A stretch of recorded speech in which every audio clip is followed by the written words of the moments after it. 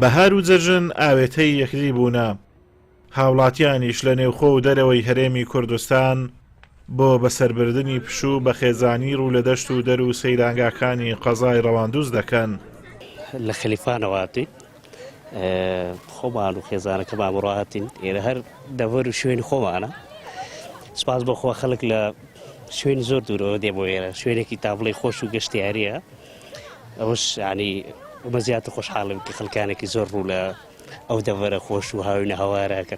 ڕەمەزانێکی خۆشیش بوو و بەڵام خۆتە زانین لەبەر ئەو بۆنێکی ئاینە ناتوانیت و لەناو ڕەمەزانە بێتە دەرەوە و دانیشی و ئەو خواردن و زیافەتانە هەیە لەو کاتەی سەفرە و سیاحەتەکرێت لە ڕەمەزانە ناکرێت.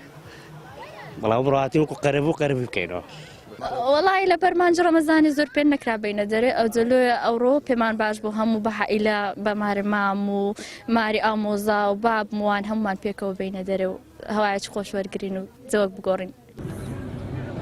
سروشتی کوردستان پڕیەتی لە جوانی، هەر شوێنێک لە وەرزی بەهار بۆی بچیت سەیرانگایە و زۆری بارانبارینی شوای کردووە ئەمساڵ زۆرێک لە کانیاوەکان بژێنەوە و چێو و دۆڵەکان پڕ بوونە لە ئاو.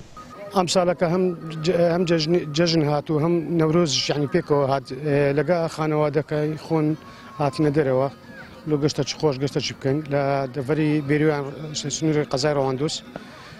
الحەمدوللا جەوەکی زۆر خۆشە و جنگەکی جوانە و دەستخۆشیش لە ئێواکەم و خێرن سەرچاوە.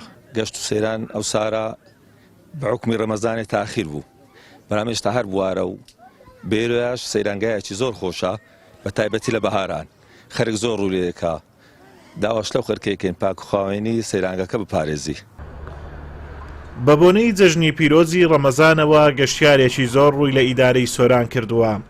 بەپێی ئامارەکانی گەشت و گوزاری سۆران نزیک 50,000 گەشتیار و سەردانیکار لە ڕۆژانی جەژنی ڕەمەزانی پیرۆز سەردانی ناوچە گەشتیاریەکانیان کردووە.